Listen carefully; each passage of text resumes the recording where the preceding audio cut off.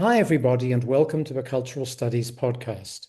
My name is Toby Miller, and my guest today is Maria Rovisco, and I am a professor of cultural sociology at the University of Leeds in the United Kingdom.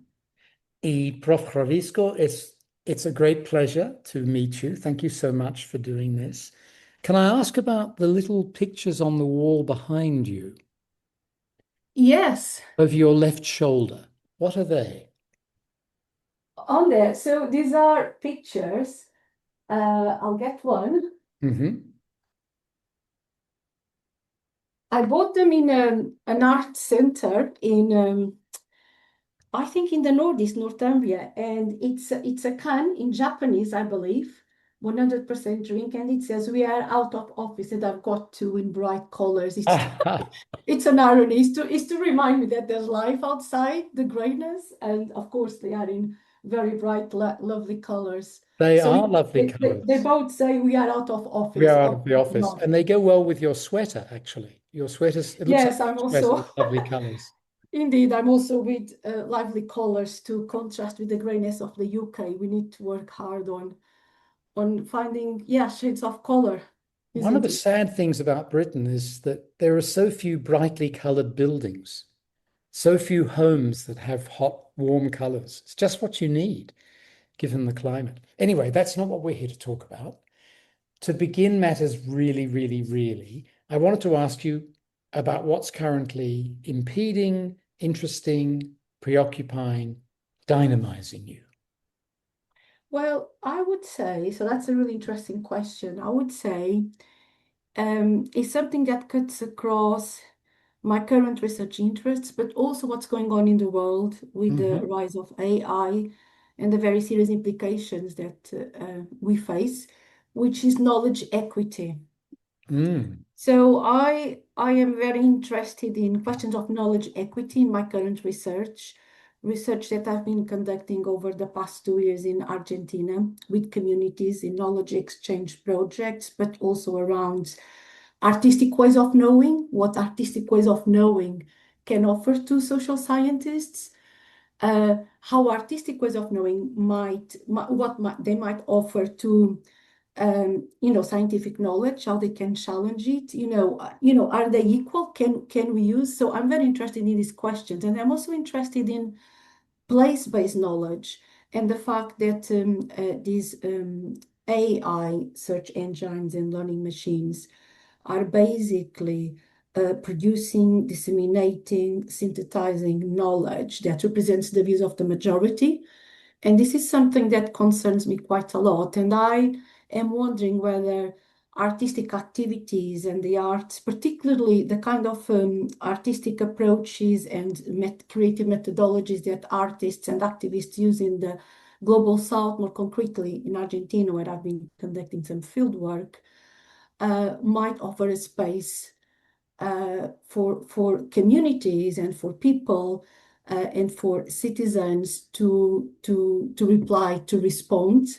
So I'm very interested in how much as an academic and as a citizen, as a Portuguese born but living in the UK for many years, how should I be part of conversations that do not just embrace AI, because everyone now is researching AI critically, I understand, but we accepted it, and I see so little, so few attempts to question the work. For example, our universities are embracing it. I'm very concerned with that. So it's knowledge equity. If I could put it in 2 words, that's what concerns me. We need to talk more about knowledge equity. Could you elaborate a little bit on the concept? What is So knowledge equity? the concept of knowledge equity relates to the fact that, the world has been dominated, the way we know, the way people know in the global south and in the global north is through ways of knowing that are Western centric. Hmm. These are ideas that have been ideas and concepts and scientific methodologies, such as positivistic methodologies, that have originated in the global north or can be, or in Europe more concretely, and then they got disseminated historically, over hundreds of years to other countries. And the concept of knowledge equity asks us to value other types of knowledge. And I am particularly concerned with knowledge equity in relation to scientific knowledge, because scientific knowledge is also exported, particular kinds of epistemic practices. So I'm very interested in other ways of knowing, for example, ways of knowing coming from indigenous communities, indigenous cosmologies, but also what I'm trying to study in my research in Argentina on artistic ways of knowing, how artists can help develop new ways of thinking about the world and the future, and how these artistic ways of knowing these ideas and these practices, when they work with communities, can help us also bring social change in different ways. So it's knowledge that can drive change as well. So I'm very interested in that. And in the oppression and in the erasure of those other kinds of place knowledges as well. Right, right. And you're very concerned about the precipitate uptake of artificial intelligence in universities and other institutions. Could you tell us a little bit about that, about what your concerns are? I can. So obviously, I mean, institutions, universities. So I work at a university, which is a research intensive university in the United Kingdom, for the audience in this podcast. And like all universities, universities have to respond very quickly and develop very quickly policies for staff and students to use AI search engines such as ChatGPT and others. And I think universities very quickly embrace them. And so AI, these learning machines, advanced learning machines, as an opportunity without pausing or stopping to question. So that's my view. I'm very uncomfortable about embracing them as an opportunity without making time to actually look into the risks and opportunities. I have a lot of concerns about the way the impact on criticality. Some students might just abandon criticality because they can, you can use these tools to develop arguments. I don't think it will happen to every student or to every academic, but there's not been enough discussion. We've just been very keen. A sudden embrace and a Yes, profound a sudden embrace. embrace, a sudden embrace, yes. One of your articles, I think it's actually a chapter in a book that I read, yes, is called, and it's from a while ago, Community Arts, New Media, and the Desecuritization of Migration and Asylum Seeker Issues in the UK. And this relates very much to, you're referring to the arts earlier in terms of knowledge equity and I guess different forms of knowledge. It also connects to your profound and long-standing work on migrant issues, refugee issues, and how they intersect. Mm-hmm. This is a huge question right now in so many wealthy countries, as you, Yeah. gigantic question. And we're seeing, other than in Spain, increasingly reactionary and disgusting policies adopted by wealthy peoples. Britain and its so-called Labour Party is an international disgrace. So I wanted to ask you about your long-standing interest in and work on this and Yeah. how community arts can be important in the experiences of migration. So you're right. I do have a long-standing interest and continue to have. So at the moment, I'm not researching those issues more directly because I've got some other newer research interests, but they remain very much at the heart of what I do. And I consider myself a public sociologist. I'm very much engaged with a literary magazine which publishes work by refugee writers. I'm the editor for the nonfiction section. And, I'm very deeply involved with that. I still organize book launches. We are a good community. So it's very close to my heart. And I know some of the editors who have refugee background. I know, they've received abuse via social media. is quite horrifying. But going back to that article, one of the things I argued there, and I still argue, and is still very much at the heart of my concerns, is the idea that when we talk about refugee issues and the arts have often been seen, I've been quite critical, as a therapeutic. So I very much challenge this view of the arts as being therapeutic. What I see when we talk about arts activities and the relationship with the refugee issues is that artistic spaces are spaces of listening and learning. And it is in these spaces that artists with a migrant or refugee background sometimes can actually act as people, as subjects who are political agents, but not in a therapeutic way, because they don't have spaces, they don't have, usually they lack spaces where they can, where they can talk, or when they can use the arts as a way of telling their stories, or as a way of being someone who needs to be understood as someone who's warrants dignity. So that was my concern, is that the arts are spaces where people are seen, these artists with a migrant or refugee background are seen as people who warrant dignity. And I think this idea of dignity is very important and has been very important in my research on migrant and refugee issues. What I am very concerned with are some of these approaches. Sometimes they are policy approaches that tend to see the arts as therapeutic and, oh, let's just do something, arrange some artistic activities, and, they feel better, they feel integrating. And I found these approaches very limiting and detrimental, because a lot of the refugee artists I interviewed, they felt very uncomfortable with the idea, oh, when I want to apply for an artistic commission, I can only do things related to my refugee-ness. And they don't want to just do work on their refugee-ness, because they are human beings with views. And then if they live in another country, you become, a different person. You learn to see the world in different ways. You become different. So you want to do work that is not just about your refugee-ness, and also that connects to the therapeutic approach. So I think, I think that is still important. But you were asking me about the current context. Well, what I think we need, and I think a lot of the people I know in your artistic context in the UK and arts organizations, these are still spaces where you can counter these narratives, and I can see a lot of activities and a lot of willingness. But I think we face very, very difficult times ahead. And I do hope that Arts Council England continues to fund some of the work they've been doing, and they continue to create those spaces. Otherwise, I think we'll be in a very, very difficult position.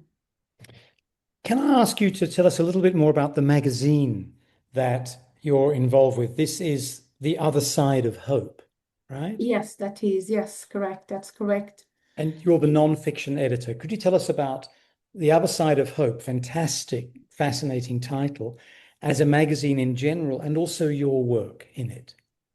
So the Other Side of Hope is a magazine that publishes work by migrant and refugee writers. It has 3 sections: poetry, non-fiction, and fiction. We publish short stories. We started by publishing 1 issue every year, and now we publish 2 issues. So I'll talk a little bit more about the second issue in a minute. 2 of the sections, fiction and poetry, are only open to writers with a migrant or refugee background. And non-fiction, which is the section I edit, is open to anyone who wants to write about issues. It needs to be related to migration or asylum. But the idea was when Alexandros Plazatis, who's an editor-in-chief, had the idea, he approached me in 2021, and 2 other people he knew. I used to work at the University of Leicester at the time. I knew Alex, who's a creative writer, from then. The idea was, let's create a magazine that is a real magazine, but that really gives a platform to refugee writers and migrant writers. So that was the idea at the time. But another thing behind the project was also to to create collaborations with a range of associations and organizations. So we had each issue, we had like a collaboration, for example, with NGO in London that offers shelter and support to unaccompanied minors. And they all participated in some creative writing workshops, and we had a small section where they could publish their collective poems. So we always had this kind of outreach. So it's not just a magazine, it's a magazine that tried to build a community. And we were absolutely blown over with the fact that we got submissions from all over the world. And then the other thing we wanted it to be was a magazine that was a real literary magazine. So we wanted to publish work of literary quality, but also support emerging writers with proofreading and editing. And also that was a collective project. So before you accept a submission, we have these meetings and discussions to try to be as inclusive as possible, but also be one literary magazine. And I'm very pleased to say that I think we achieved that. We now have a community of writers. Many people approach us and invite us to speak. There's been today, I heard that someone at the university course had an assignment based on a magazine. We've got schools, teachers approaching us. We are invited to read in festivals, in the Migration Film Festival. So it's been a wonderful project, just to see how the sort of spaces I think we need in the public sphere, the sort of spaces I think the arts can create, artists can create. This is exactly that sort of space. It's been immensely rewarding. Now, Prof, you may have noticed I'm on the move. That's because I need to deal with a couple of pussycats Oh who my dear. who are making life a little bit difficult. So I'm going briefly to turn off my screen while I manage them, as it were. Okay. But I wondered if I could ask you sort of two questions while I'm managing the pussycats. Yeah.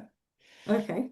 The first one is about the magazine because I read on its webpage that after 3 or 4 years of subvention, it's now going through a difficult time financially. I Mm-hmm. wondered if maybe you could let people know about that and how they might help. Yeah. And then the Yeah, second, so sorry, yeah. yes, go ahead. Yeah. So yes, so the magazine we were continuously funded by for 3 years, but this year we were not successful with our Arts Council application. Not because we didn't have a submission good enough, but because Arts Council always requires you to do more. Basically, the magazine needs to grow, needs to create more activities, and we don't have the capacity to grow continuously. So that's one of the reasons why I think we were not successful with the funding. And all of, everyone involved, there's a big team. We are 17, I think, believe now, with different roles as other jobs. So it's difficult to continuously grow, but unfortunately, I think that's one of the expectations of Arts Council England. But we did a fundraiser and we raised enough funds so far to publish the two issues. The second issue, which I didn't speak earlier, is an issue where we published poems in two languages, English and an original language, and it's called Mother Tongue, the Other Tongue, Nice. where we don't want just to publish in English because there are poets who cannot write well in English. So that's one of the reasons why we wanted to do that, but we cannot continuously grow. We just don't have capacity. So we now feel we have more freedom, but for anyone who is passionate about creative writing and an initiative like this, we would really welcome. You can donate on the webpage. Donations for us to continue doing this. And we know it makes a difference for the writers. We know it makes a difference for people. The magazine, a lot of the NGOs and advocacy groups in the UK who work with refugees and asylum seekers have copies of the magazine that they give. So we believe, it's that's there's so much. It makes a difference to so many people that it would be great if people wanted to support this project. And we are enjoying the freedom of when you fundraise, there's a lot less administration. So for the editor-in-chief, who's Alex, it's been easier. So we also enjoying the freedom of having less money. We do less outreach, but we continue to publish and we continue to get excellent submissions. So it's been an amazing journey. I was thinking when you were talking about the strictures placed on one when there is a reliance on public subvention of George Udisse's work, specifically Culture as a Resource, and how he explained, I mean, it's 20 years ago now, what happens when cultural producers become responsible for not so much social causes, but governmental desires and Mm. and Mm. norms. And there can be beneficial and less beneficial aspects to this. But that brings me on to a lot of your work in the recent past, which connects to social movements, Yes, yeah. activism. And I wanted to ask you a general question about that before going on to examine your particular research. And it's this. When I first learned about the so-called new social movements 40 years ago, feminism, queerness, environmentalism, civil rights, social movements were seen as progressive leftist alternatives to the class-based norms of Marxism, but all were seen as progressive. It seems to me now that the most successful activists, the dominant social movements, are neo-fascist, Yeah, that they've adopted, in inverted commas, our playbook: protest, music, cinema, social organizing, mass movements. And you yeah, can see that with reform in the United Kingdom and its allies against difference. You can see it in Chile with the recent elections on Sunday, choosing a Nazi, essentially, as president based on hatred of the other, in this case, Venezuelans. You can see it with Milei in Argentina, yes, and obviously with Trump, that these people, these politicians, have adopted really the newest social movements very successfully and are manipulating them around the world. So the romance of activism is not a romance for me anymore at all. It's a horror. So I'd love to get your response to that, because in a lot of your brilliant work, I still see lots of hope for activism as against yes. my pessimistic outlook. So could you please leaven my negativity?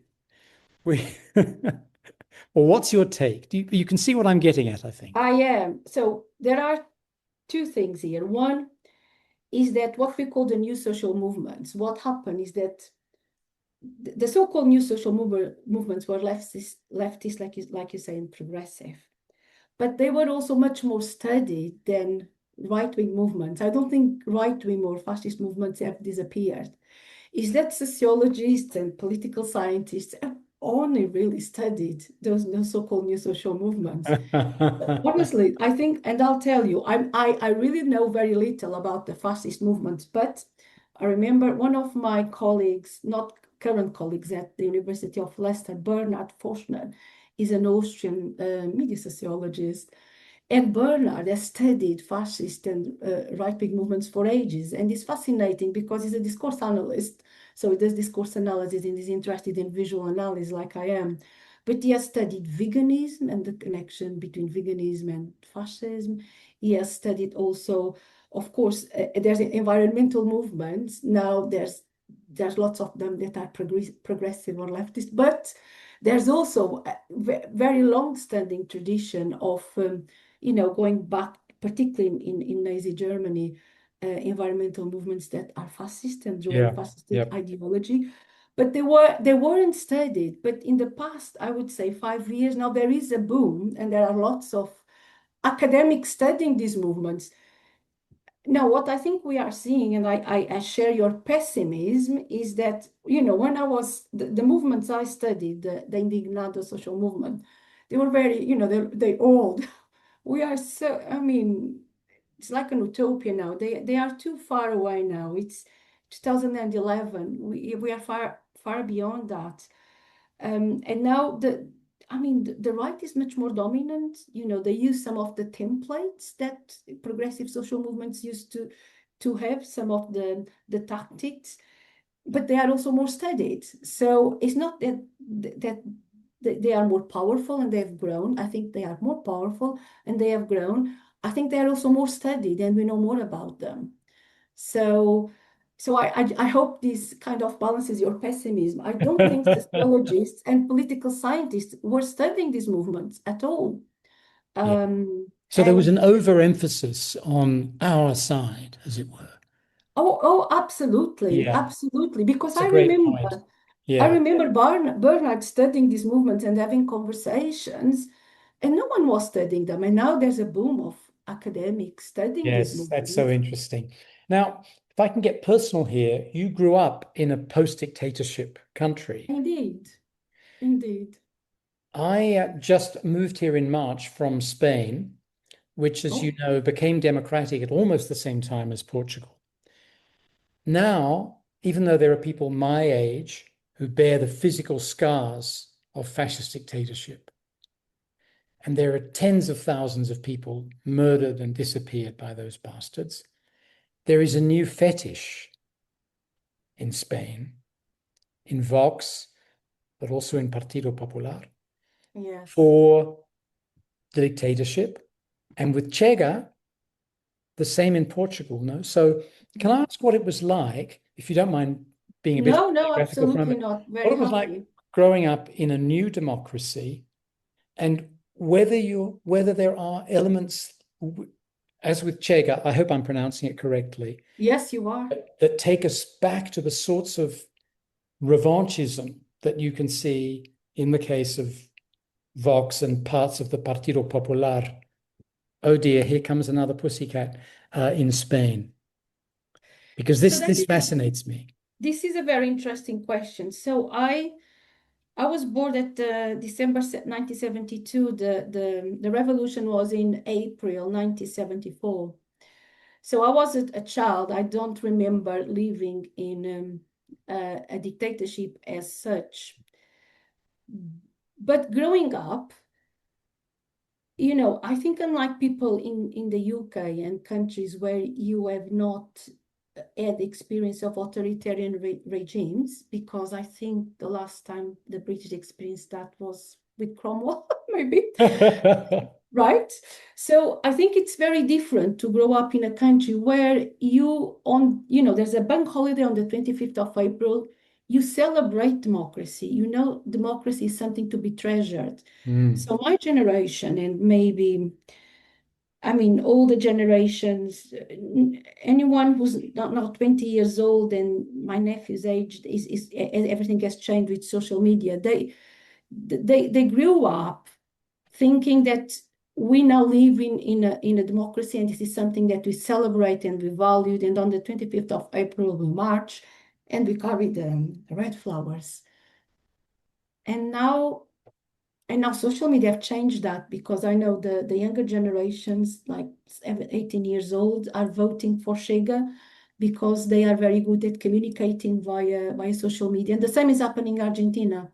I've seen that. And this memory has vanished. So it's very important, I think, to keep these memories. What does it mean to live in a dictatorship and what we won? I think it's disappearing. It's quite shocking. It's It's quite really shocking shocking. for me. In Argentina and in Chile, The we have same. members of the administrations who deny the concerted assassination, imprisonment, and disappearance of tens of thousands of people, right? I mean, it is so shocking. I'm very passionate about this. No, it is in Chile. I've just seen the news that who won the elections, Cast. and Yeah. that's absolutely. I mean, that's so scary. Yes, my one of the people I collaborate, one of the research assistants, she has worked very closely. She's from Chile, and she was telling me, "I'm not sure I want to go back to Chile because we face this situation." And I know he has just one. It's a far right politician who's, yes, it's very very scary. But in Portugal, I think for people in my generation is a shock. And I remember growing up, and I don't remember, parents sing children lullabies. I only remember revolutionary songs. So, Oh, clearly that was something that was important. And I still I can still sing them. But I was wondering, I must have been living in an environment where those songs were sung, and that's what I remember as a child. So it's quite shocking. I find it very, very difficult. But it's a very scary context because the younger generations are voting for Chega, the far right party. and for Marine Le Pen in France, because Yes. she manages to say no taxes until you're 30 and pretend to be ecological. But before I get on to asking you about your ecological work in Argentina and so on, I wanted to refer back to what you said about the indignados, because there's an article that you co-wrote looking at that movement in Spain and its affinity with movements in Greece. Oh, yes. Um, who are we? And this is actually just from 3 years ago. Reflections and legacies of square politics, politics in the square, in the syntagma. Could you tell us a little bit about that and give us some hope? Well, so I co-wrote that article. So I'm less familiar with my co-authors wrote that part of the article. So I'm Yeah. less familiar with what happened in Syntagma Square. I'm much more familiar with what happened in Madrid, in Plaza del Sol, and also in Lisbon, because that's the kind of, I always focus on visual communication.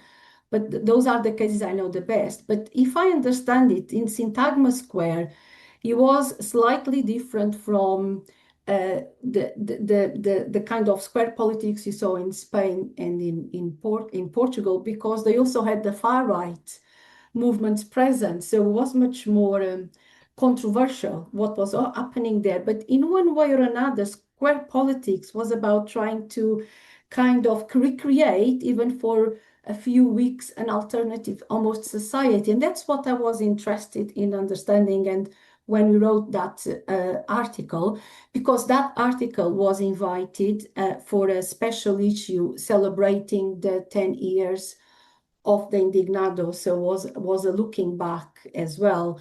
But the idea of square politics it is quite optimistic, and I think when I was thinking about it, I was trying to understand, how they were trying to recreate in the space of the squares an alternative society, and how that could be a model, a template for citizens also to be more actively engaged, because it was a form of direct democracy. When representative democracy was basically seen as dead and dying. But now looking back where we are now, it looks like, oh, that's another world. How things got so much worse. Now it looks like it was another world. You don't have any similar movements, and I don't think maybe we will have something similar to that at the moment. It's quite sad in a Well, way. around the same time, you co-authored a very important piece about educating for active participatory citizenship with specific reference to ecological questions. And it seems to me that although, as you rightly say, there is a long heritage of the far right being interested in environmental questions, nevertheless, we have corporate and governmental atrocities against the environment occurring every day. But there is a huge opposition to that. And Yes. it is lots of scientists, lots of activists, and lots of young people. So, again, returning to this theme of my trying to place on you the responsibility for being optimistic in our conversation, could you tell us a little bit about that kind of active citizenship notion? Yes. And then perhaps take us on to your current work in Argentina. Yeah, so that work was work I did with so the main author on that paper it was when I met Joanna. She was a PhD student in Port when she came to Leeds in 2019 to work on me, and then she developed that paper post PhD. So we worked on that and ideas of active citizenship. But I think what interests me in this idea of citizenship is that we tend to look at citizenship as being is Marshall's idea of citizenship about rights and about responsibilities of citizens. And I was really interested in things I've written and in the work I did with Joanna, and then other people got involved in understanding citizenship as a doing, as something that people do is not something, is not just about fighting for political rights, is a doing. And when in the field of ecological citizenship, when young people get involved in pursuing certain causes, ecological causes, or improve the environment, or they fight for a better future, and they engage in activities which can be seen as political because they bring change, those changes are not always in the state-centered arena of politics.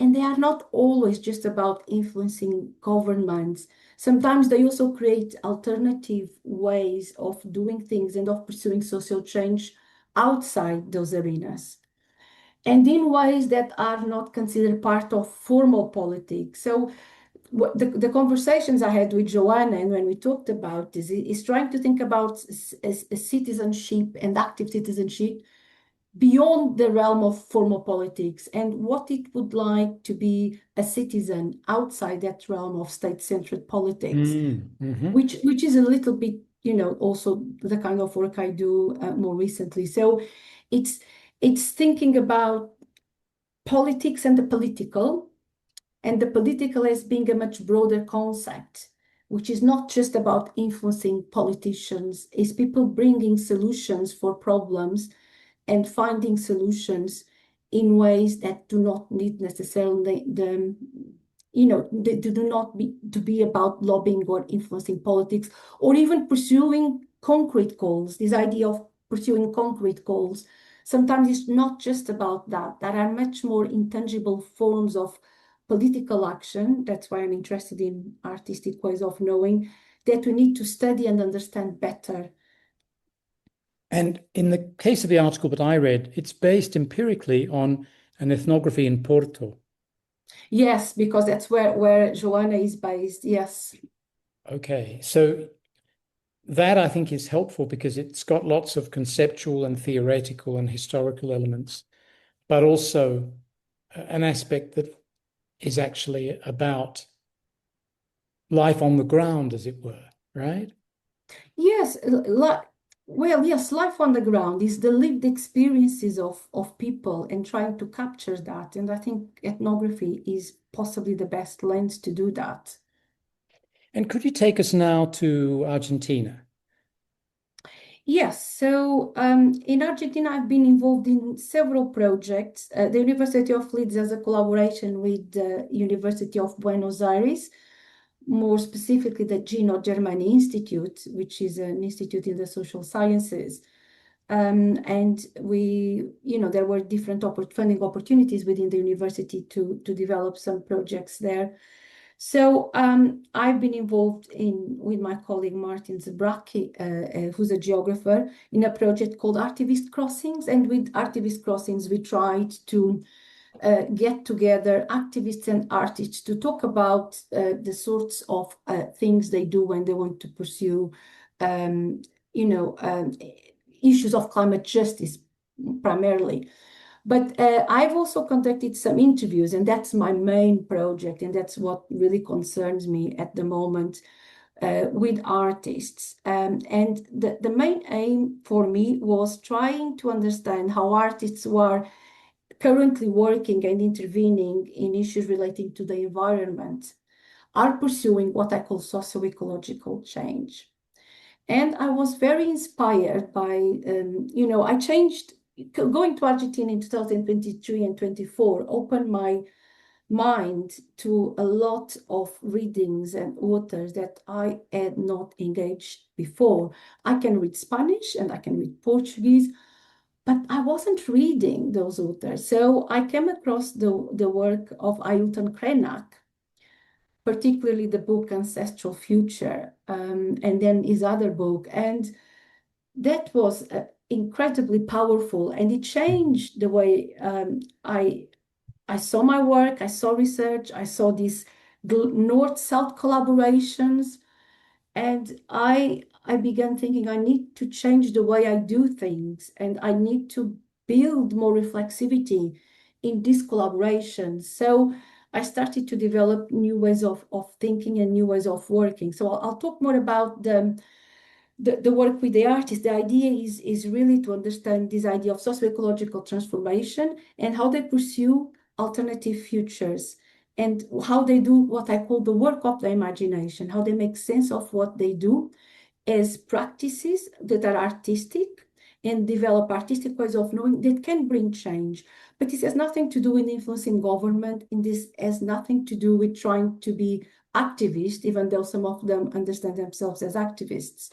So I'm very interested in understanding what I call grammars of the future, the way they talk about the change they want to bring and the sort of concerns they've got. And one of the things I found in the interviews, for example, is that for them, the future is in the past. We need to rethink the relationship with the non-human, reconnect humans to nature, the colonial legacy. So it's been really, really interesting. And Mm. that's what's concerning me, particularly the idea that, people from the global north and academics like myself come and try to bring solutions or embed methodologies. Well, I think we need to turn things around, and I think we need to work with knowledge that is place-based, and with methodologies that are also place-based. And there needs to be a genuine exchange. So for that, I think I had to embrace reflexivity. And we developed some new ways of working together, which I can talk more Mhm. about if you want. No, please do, because we're talking here about Ailton Krenak, a most important indigenous philosopher, and also movements that you can find in many parts of the Americas, but big time in Brazil and Colombia. Um, People who refer to themselves as social defenders. And these social defenders, frequently struggling for indigenous rights and Afro-descendant rights, are also focused on the environment and are the targets of death squads run by the extractive sector. So there's a lot at Yes. stake in addition to these astonishing cosmovisions in terms of their own survival. So Yes. please do talk about that collaboration. Yeah, so one of the things it became very, very apparent to me when I was interviewing. So I was lucky because I was there until 2023. We built all these wonderful relationships. So I interviewed perhaps some of the major, all the visual artists that are working in this area. And I remember this year when after field work, I went to Patagonia to visit some artists who invited me to stay in their workshop in Patagonia because I realized I was just in Buenos Aires, the capital.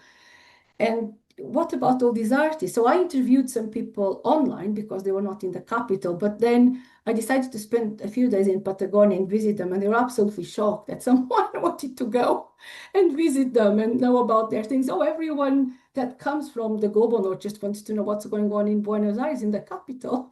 I says, no, I'm actually interested in what you do. And it was fascinating.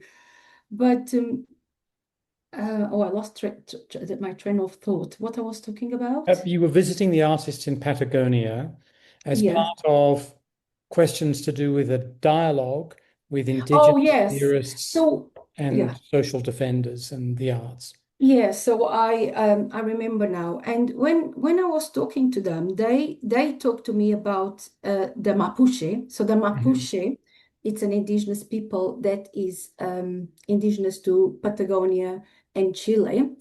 And they told me all about their struggles and struggles they've been involved. the indigenous people have been displaced. For example, extraction of lithium for the batteries of EV cars is leading to pollution of the water, and that is causing illness. And then there's displacement from indigenous lands due to the state selling land, for example, to multinational companies like Benetton. So they are one of the biggest landowners in Patagonia. So it became very clear to me why their work as visual artists wanted to address that very, very clearly. Not that they said what they were doing was they were activists, but they were really trying to intervene, with their work by creating workshops, because a lot of the artists I interviewed, they not only do produce visual artworks, but they don't actually see the difference between visual arts and performance. They do walks, they do workshops. Everything they do is very much grounding in dialogue and in Mhm. collective activity. And many of them are part of collectives and more than one group. So the idea of the arts collective is much more disseminated in Latin America than it is in the global north, where you've got still much more the individual visual artist. So it was for me to learn about that history. And that's when I realized that what Ailton Krenak was talking about, the future is in the past, is that we need to value the ancestral knowledges and cosmovisions, because indigenous peoples, they've been fighting extinction for 500 years. So we have a lot to learn from them. They've done it. So they have a template. And we need to value place-based knowledge. And that's what a lot of these artists I met and interview are trying to do, is reconnecting, through their interventions to provoke, to create critical conversations about extractivism and about the past and about the way humans have become disconnected from nature.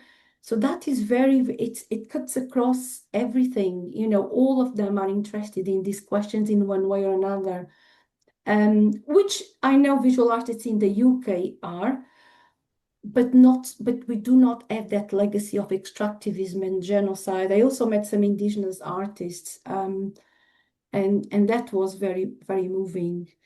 And I changed the way I did research. For example, in the latest project, I now record our reflection or evaluation meetings, and those are going to constitute data for us to write a collective methodological paper about the experiences of working together.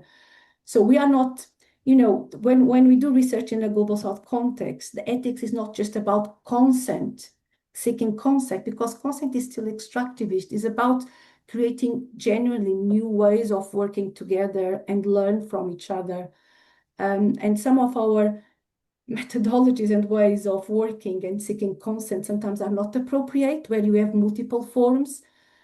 So it's been a learning experience. I think we need to change the way also we think that there's a deficit of knowledge in communities, and that people who are scientists or experts can address that deficit of knowledge or can encourage behavior change. And we think about the environment, we need to turn this around and learn from communities, particularly indigenous communities that have been facing extinction for 500 years.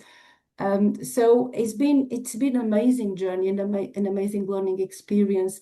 And I'm reading more now in Spanish. I try to read. I found new publisher houses like Tinta Limon, you might know it. They have amazing publications. And it's just been very, very enriching. So there's been a lot of reading and learning about, and I think that has been very positive for me.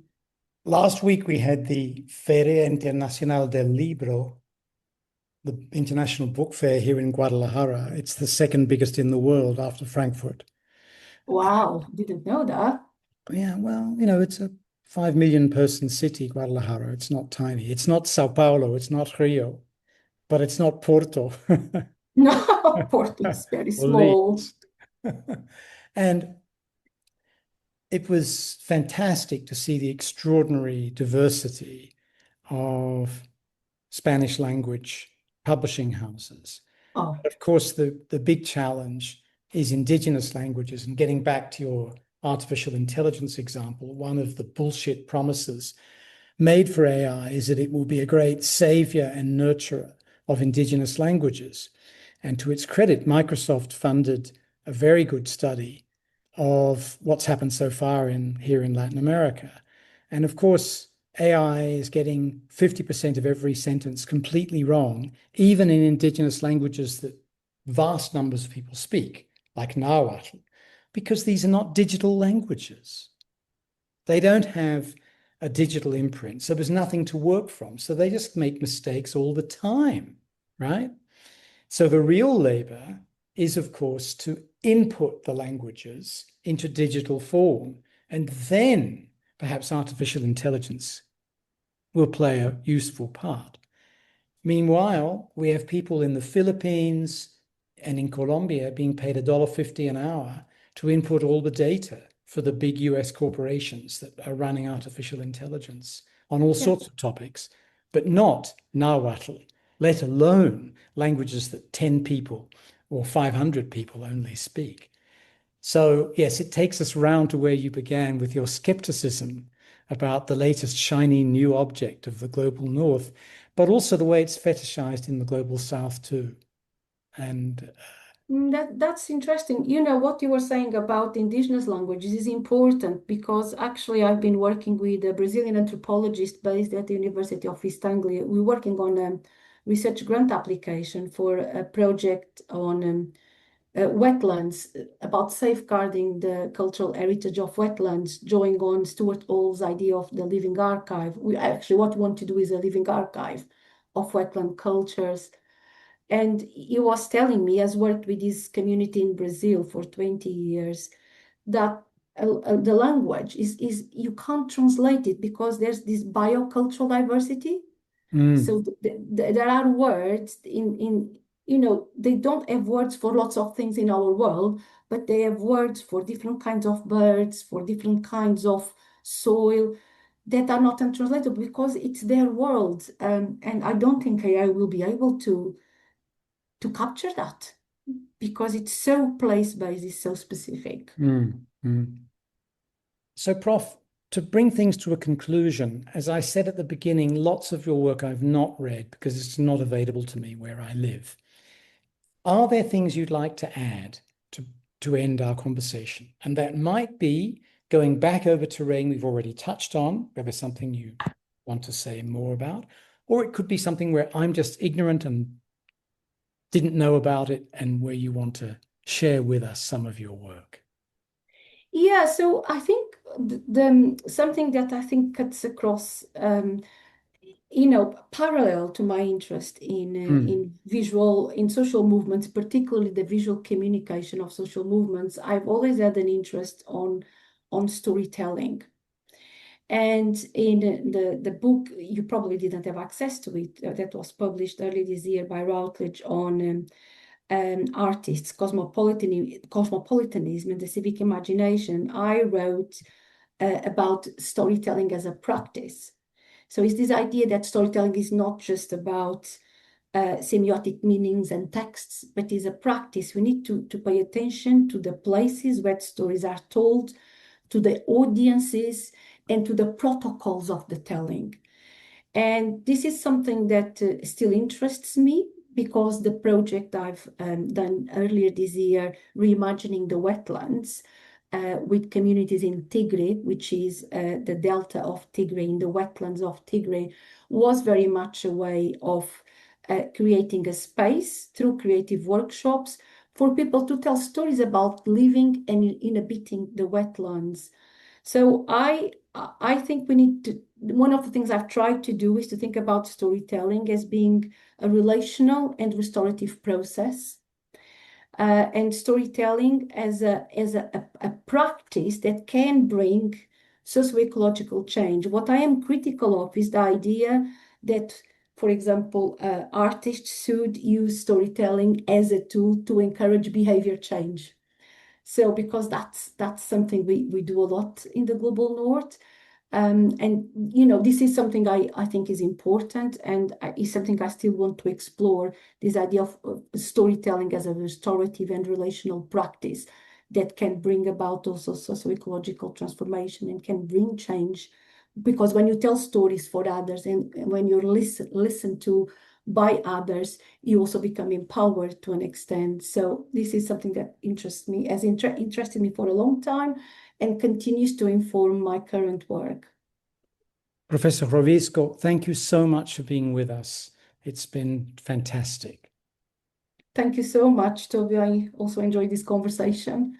And yes, I was very impressed that you know so much also about my home country. And thank you for your question about being brought up in a Portuguese dictatorship. I don't think anyone asked me that before.